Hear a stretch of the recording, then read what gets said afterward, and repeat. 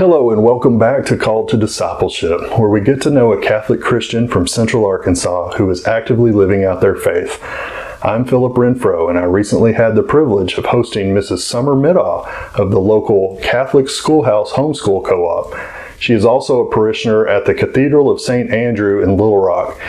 Hear her story of being called to discipleship.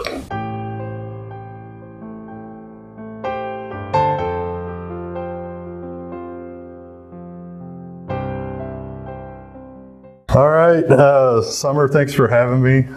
Let's start by you telling us who you are, your family. Are you a convert? Just all those kinds of things. How about that? Okay. I'm Summer. I am a convert. My husband and I converted 7 years ago. This Easter was our 7th year being Catholic. We have 4 children who are all obviously Catholic. We converted when I was pregnant with our second child.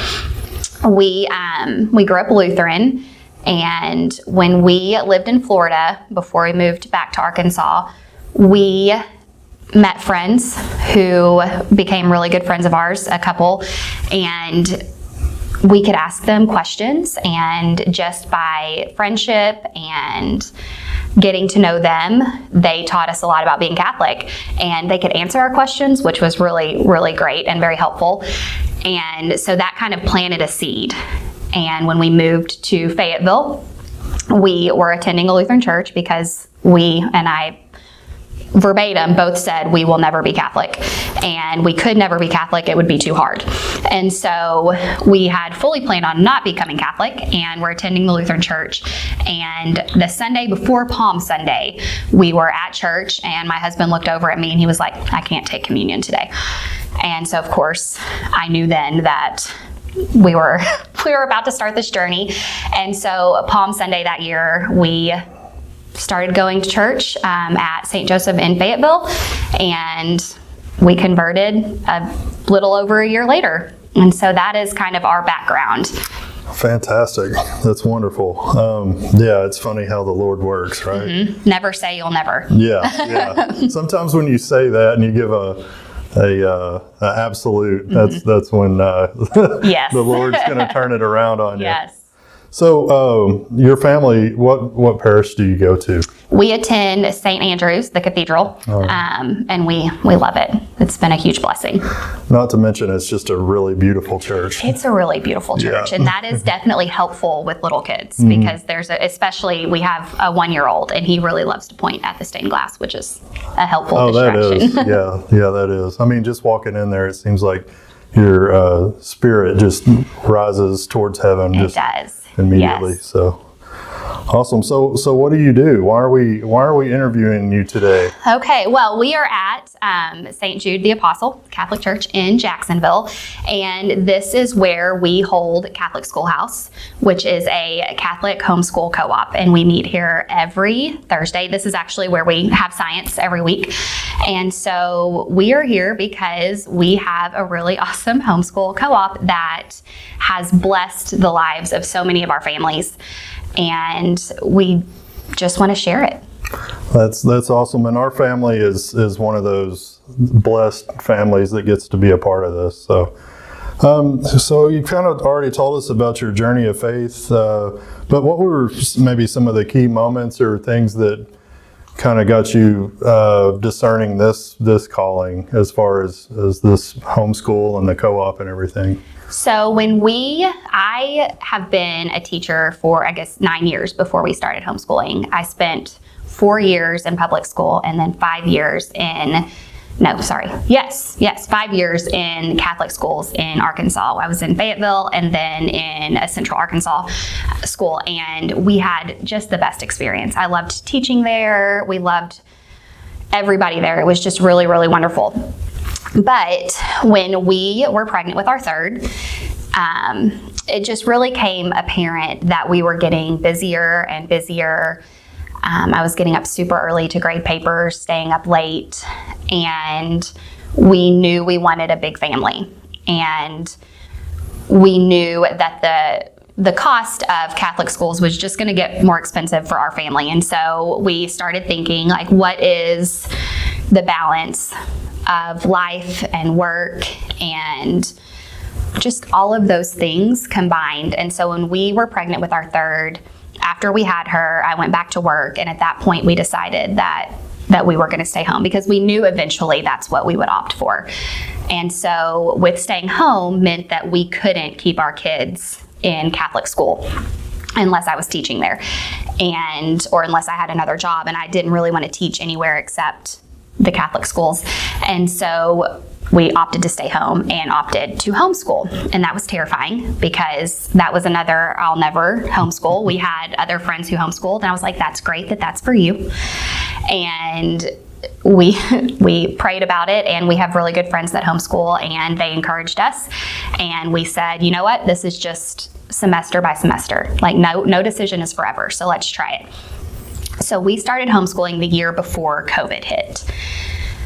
And I'm so thankful that we did. And so we had homeschooled a year, and we joined before we had homeschooled a year, when I quit my job to stay home and homeschool, we joined a Protestant co-op.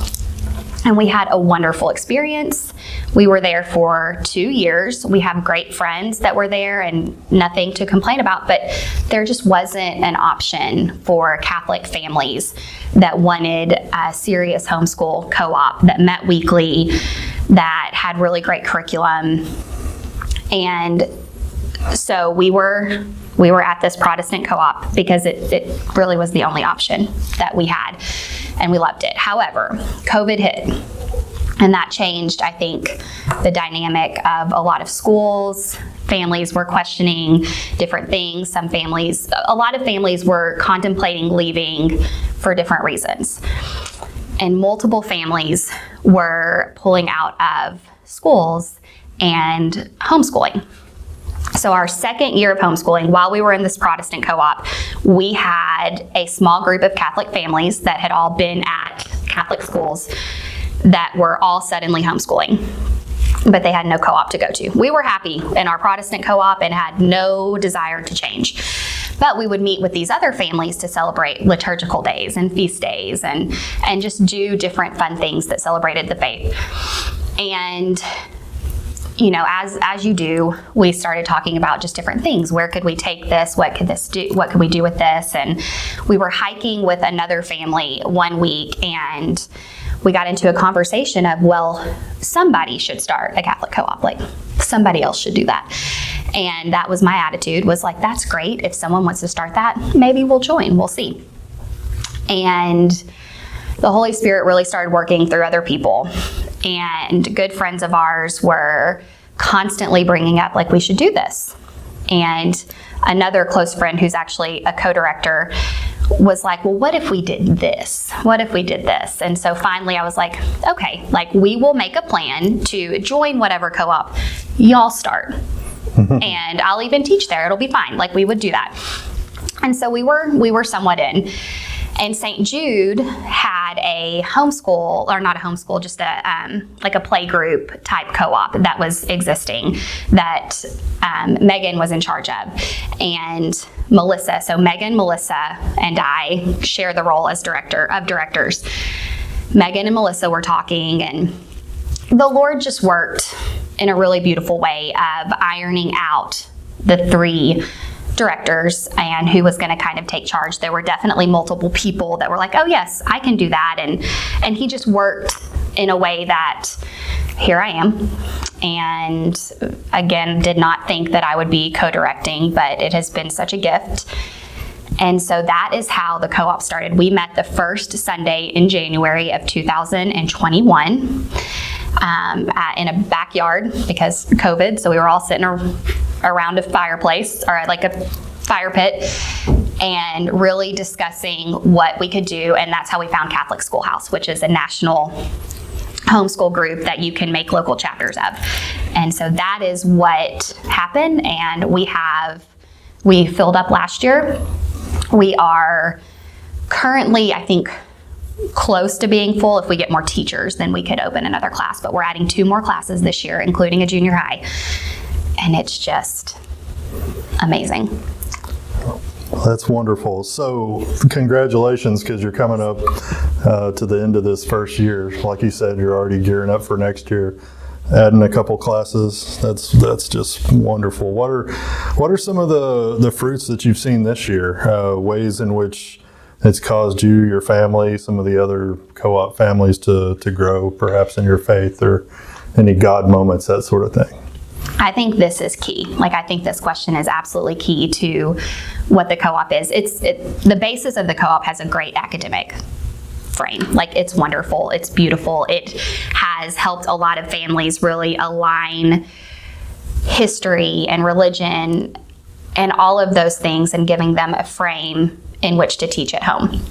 And then when we meet here, it's wonderful. But the fruit is really the community that it's created. I would say that there are a few things in life that have really shaped our family. Obviously, when we got married, had kids, became Catholic. Those are what I would say have shaped our family. And then co-op. This co-op has provided us with a community of really wonderful families that are living out their faith. They encourage us. They encourage us to be holier. My husband and I were talking about this the other day. And before co-op, we considered ourselves decent Catholics. We went to Mass. We had our kids in Catholic schools. We went to PRE. We did a Bible study. It was great. We were doing everything we needed to do. And we knew we should go to confession more than twice a year. We knew all of those things, but we just weren't making it a priority. Having friends that are constantly it's just a casual conversation of confession, of adoration. If you miss Mass, they're going to ask you, hey, we missed seeing you this morning. Where were you? Or any of those things, those sacraments that I think we can take advantage of and not go to. Seeing your friends, your close friends, and those people that you are living life with, do these things regularly has been a life-changing experience for us. So that is, with just our family, I think the increase of faith and the increase of living out our faith, living liturgically, has been such a beautiful blessing. The co-op has, we've done a lot of things, so we meet on Thursdays, but most of the time we're doing many things during the week with different families. We had one family who wanted to start a rosary dinner once a month, and so there are 4 families, 18 kids, so it is absolute chaos, and we either meet for dinner or for brunch, and we eat, they run around like crazy, and then we pray the rosary. And we always say we want a time lapse of praying the rosary with the kids, because it's not pretty. If you were an outsider, it's not quiet. And kids are poking each other. Rosaries are used as swords every now and then. It's crazy, but it's really beautiful because the kids are with their good friends, eating good food, hanging out with good people, and praying the rosary as the whole reason why we are getting together. We did Stations of the Cross, and anybody who wanted to do it, we broke up into 3 different host homes, and those houses hosted Stations of the Cross. And so we'd eat dinner and then do stations, because sometimes parishes, everything starts a little bit later if you have young kids. And so this was a way to combat that in order to still do stations, but not at church, and to make it a little more kid-friendly. And so we did it at our house, and we just had pictures all around the dining room, and it was so fun. My husband had never prayed the stations or gone through the Stations of the Cross. I did, but only because I taught at Catholic schools. And so it was just really cool letting our kids see that and letting them do that. We have the dads sometimes get together, and that's really cool to see, because it's just fun to watch dads connect over faith and hunting, fishing, whatever they talk about. And seeing those friendships grow, and not just the women kind of carrying those friendships, but also the men really taking a lead on that. We've done a few girls' nights. We have made living in fellowship just normal. And so when we're all together, it's just a culture of, I don't know what word I'm trying to say. It's just community. I guess. Yeah, the community is beautiful, and I really think that has been the impact. We've seen families just really strengthened through watching other families and kind of how they work and sharing ideas and really loving and encouraging in a world that can just seem so down and nothing's good and everything's this way, to just really surround yourself with people who are constantly pushing you to be holier. With Lent, I know my husband was a part of a text thread with 2 other guys doing Exodus 90, and it was a really good thing for him to be able to have some people helping him along the way and holding him accountable. And then same with me, and just to have women and men and families that are encouraging each other with the most important thing, which is to get to heaven and to help get each other to heaven. And that's, I can't imagine having this community if we had not started the co-op. Yeah, and like I said before, our family has benefited from this greatly. I know I've really enjoyed getting to know the other dads, getting together with them. I know my wife Brittany has benefited as well from having other like-minded moms to become friends with. And that sense of community, there's something very I don't know, just proper and the way things should be when, as you were describing, people getting together in homes and living out the faith. I mean, we're used to going and doing things at the parish and that sort of thing, and of course that's where we receive our sacraments and everything. But to be able to get together in people's homes and continue to live out that faith during the week, that's really beautiful. I think we get kind of stuck in this, especially as women.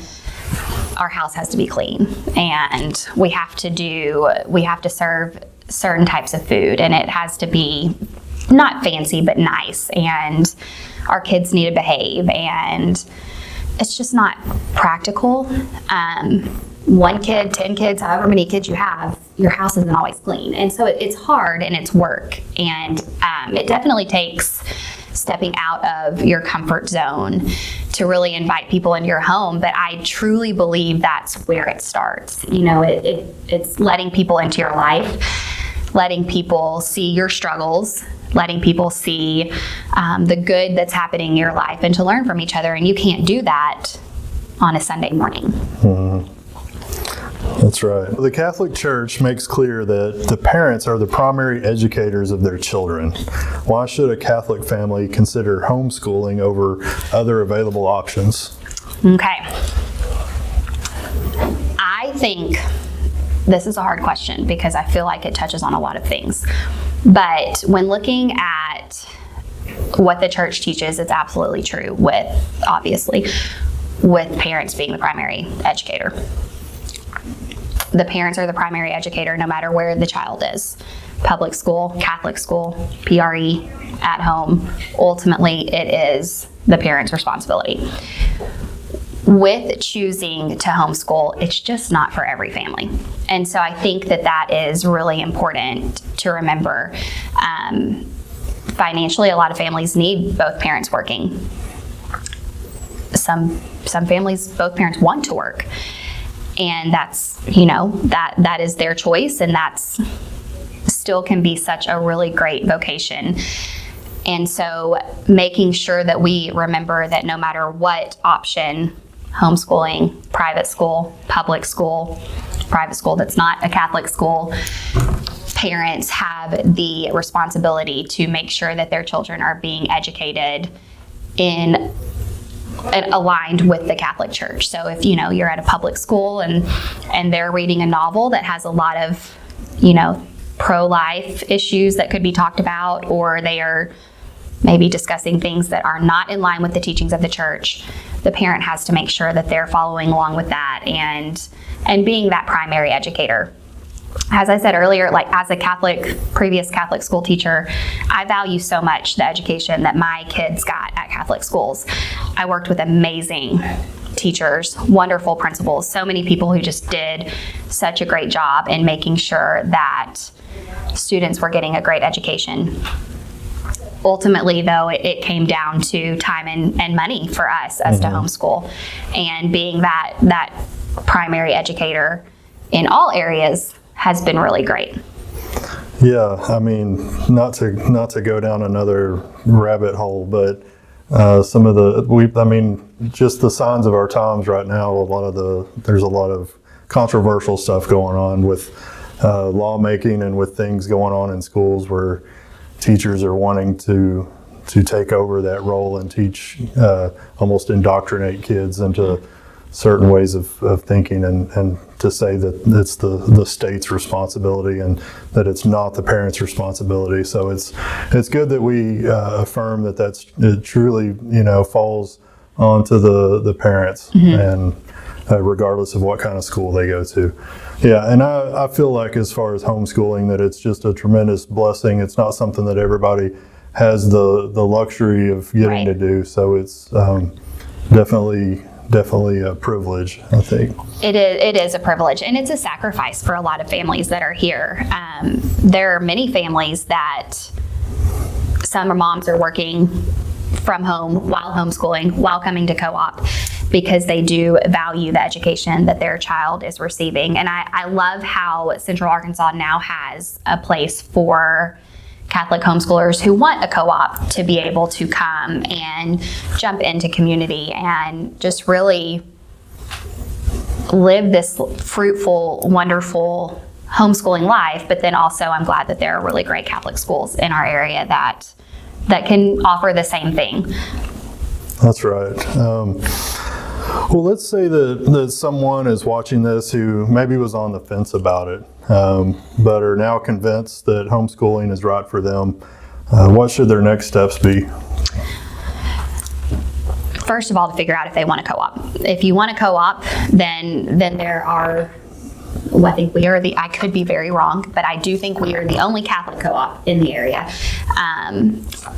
So contacting us would be a really great place to start. And you could just go to the Catholic Schoolhouse website and type in North Little Rock, and it will send you to our email address, and you can email. We are full unless someone wants to teach, and if someone's willing to take on a teaching role, which you don't have to have experience, then we can absolutely take you. And again, we are starting junior high, which is just really exciting. I never thought we'd be here, but we are. And so that's really, really cool. Or just there are other really great, if you don't want a Catholic one, there are also really other really great co-ops. Very good. Well, Summer, thank you for this privilege. I want to shake your hand. Really appreciate it. And I wish you the best. And I pray for the continued success of the co-op. Thank you so much for having us.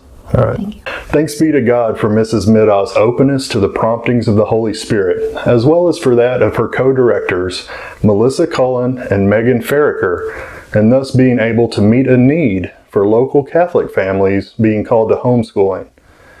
Summer also wanted us to be sure and give a shout out to Father Martin Siebold and the staff at St. Jude Parish in Jacksonville for being so wonderful and accommodating to the co-op. Thank you so much for that. And I'll tell you, starting the day on Thursdays and daily Mass, there is always a smile on the faces of Father Siebold and the other parishioners when all the homeschool families show up and all their beautiful children are present. I get a sense that there's, at least in some small way, a sense of mutual ministering. The parish ministering to the homeschool families by allowing them to meet on the St. Jude campus. And then the parishioners being ministered to, being graced by the presence of all these sweet faces coming to Thursday Mass. Glory to God for that. Hopefully many of you can identify with Mrs. Middaugh's story of discipleship. How many times we can be completely dismissive of certain ideas. For example, when she said, "There is no way I would ever become Catholic," or "No way I would ever be into homeschooling." Yet, in our love for the Lord and the grace He gives us to be obedient to His divine will, we can very quickly find ourselves in the midst of something previously unimaginable and truly glorious. And this is what being called to discipleship is all about.